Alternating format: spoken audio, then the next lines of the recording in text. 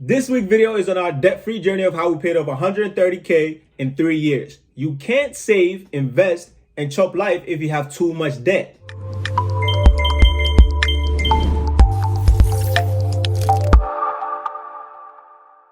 As you already know, debt is nothing new. Even the country that we live in has debt. So like many people, it became a normal part of my life. Just like breathing air, we don't even give it much thought.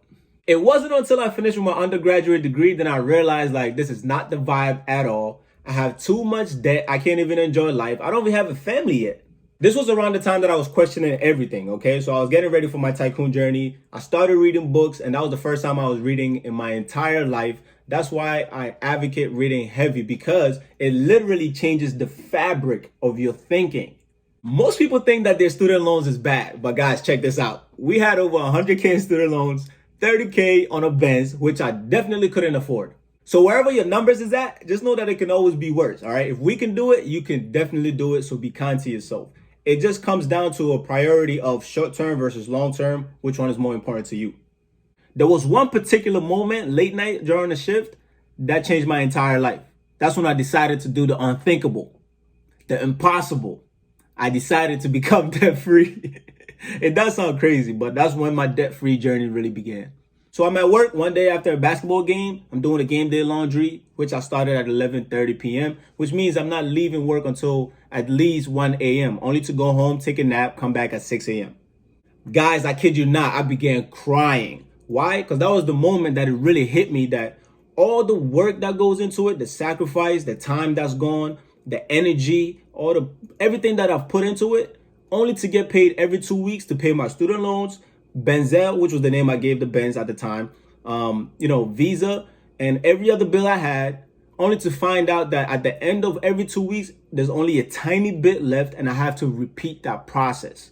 And that wasn't even the worst realization in the moment for me. When I thought about it, I was like, oh my God, people do this for 40 years. For 40 years to hopefully retire someday. That's half of your life and so much time gone and family time gone. And I was like, this is not it. So that was my rock bottom. I learned something profound that night, man. I learned that the borrower is always slave to the lender. It does not matter what you borrow the money for. You're always going to be slave to the lender as long as it is borrowed. Let me ask you this. How many people do you know in your life that are debt free? Meaning your family, your friends, cohorts, co-workers, you name it. How many people do you know physically that are debt-free that you interact with? According to statistics, 80% of Americans live in debt, which means normal equals broke. And if you do what most people are doing, you're going to be broke. So I realized by getting out of debt and becoming debt-free, technically, based on my financial health, I'm going to be in a much better situation than majority of the public. So I had to change my money beliefs and my relationship with money, because I had to unlearn, relearn, rewire, apply, and then see the results happen, okay? It's more important to unlearn than just add new information. It's impossible because you're already wired in a certain way. And if you just add more information, new information on top, it's not going to work well. You have to unlearn so you make room, learn, and then rewire with the new things that you learned. Apply it and then wait for the results, because you're going to be frustrated if you're trying to just blend the old with the new. That's when I flipped the switch. We had activated the tycoon and we were looking for anything, any job, gigs, part-time work, full-time work, everything, so we can make extra money so we can go ahead and kill this debt, because that debt is killing our wealth building machine. I worked at the YMCA, Trader Joe's, Valley Hospital, soccer coaching, soccer camp, personal training. One of the years out of the 3, I was working 2 full-time jobs during the day and overnight.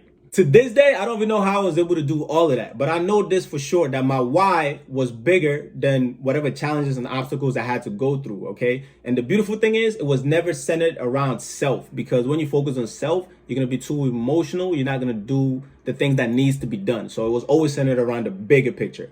During that year, I was barely sleeping because I was just working all the time. And the tricks that your mind plays on you when it's trying to let you know, like, hey, dude, you need to slow down. We got to recover. We need rest, is insane. You start like really thinking on some stuff.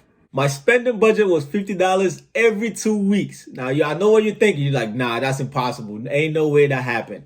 It was hard, but it's not as hard as you may think, because when you're busy working all the time, when you get a little bit of time, you just want to sleep and you have no time to spend money. So I sold the Benz. My cousin Manny gave me a bicycle and I would ride in between jobs, right? Like 5 miles each way. And a lot of times I didn't come home to take a nap and then go to my job because I was afraid that if I came home and slept, I'll probably oversleep. So I'll just go straight to my job from the other job and just take a nap there. And then, I had like my backpack was like a survival kit, man. That nomadic lifestyle was different. So I had everything I needed in it. I wasn't getting a haircut unless it was a big event that's going on, something like a wedding, right?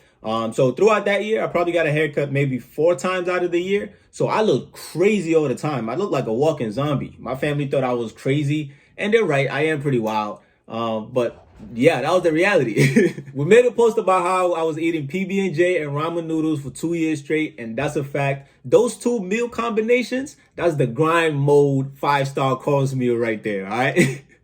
During those years, I didn't go out partying, drinking, dinners, vacations, buying clothes, buying gadgets, all types of things, okay? Because I felt like those things will come, I felt like those things will come after we're free. Now, I know what everybody's gonna say.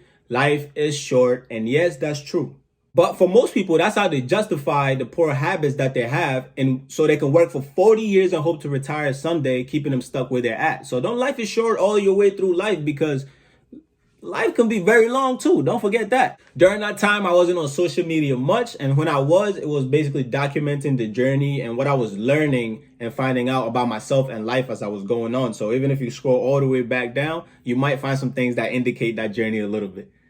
So people would be like, yo, you working so much, you're working so hard, what you doing with all the money? Well, this is what happened. Most of it went to paying off the student loans. A little bit of it went to savings, and a good bit of it went to investments. And it wasn't until the last 2 years where, we started to kind of balance life out a little bit and enjoy some stuff because we've played defense already. We can kind of get ready for offense.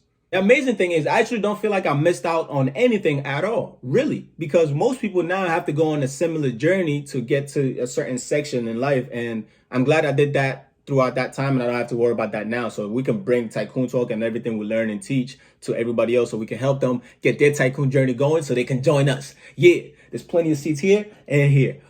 Yeah. As we made our way through 2020, now we're here in 2021, we're realizing, hey, we need to prioritize certain things and change our perception about money and a lot of different topics. So the head start that we've had for 5 to 6 years has led us to be where we're currently at, so we can help more people solve those type of problems. That's why it's so important to act now and get things moving right away, despite what somebody may think, what somebody might say, because at the end of the day, you're in charge of your life and your decision making. You can't sit around waiting for Sleepy Joe to come to rescue everybody, or whoever's on the throne to come rescue everybody. They're not coming. They haven't came for years, and they're not coming now. We don't share our stories and our content, our information to think we're better than somebody, to chase clout, to seek validation, because I'm like the opposite of what that is, because none of those things actually even matter in life. I share my experiences and knowledge and what I've learned from life with everybody, because the day that you learn and figured out what you're willing to die for is the same day that you learn and figure out what you're willing to live for.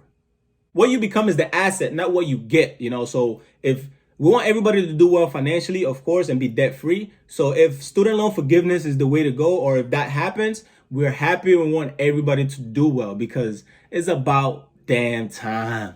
But don't forget, no amount of freebies, whether it's student loan forgiveness or, they just cancel your credit card debt, or any amount of stimulus that they print and give you, is going to solve your financial money problems. It doesn't happen that way. That's like when the rich pass money down to the next generation, and then guess what happens? The next generation just destroys it, embodies it, and don't value it or know what goes into money management, all right? Same thing with when your lottery winners get it. They win 100 million, and guess what? 2-3 years later, 80% of them already back to being broke. Money is not the solution, it's part of it. But who you become, is the true asset. That's the solution. It cannot be bought, it cannot be recruited, it cannot be done through shortcuts. There's a certain type of work that has to take place in order for you to reap the benefits, okay? And most people are not willing to embrace the grind so they can reap all the benefits that it comes after.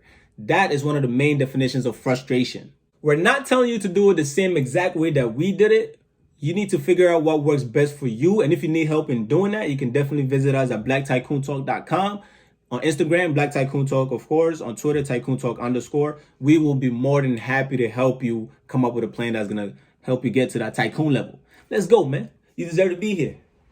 Right here. We are living proof that a regular degular such as I from Ghana, West Africa, don't have a financial background, that wasn't born into money, don't have a big salary. Cards can be stacked against you, whether it's injustice, whatever you want to use as the obstacles. We're living proof that, hey, look, it can be done. So we all know what the problems are already. Most people face them. So why spend time and energy there? We spend our time and energy on solutions, and we can help you get there. This is why we teach life and not money here at Black Tycoon Talk. We hope you enjoyed the video. Leave your comments below. Let us know how you're doing on your debt-free journey. And if you have any tips that can help somebody else or you have questions, feel free to ask us. See you next week. Cheers.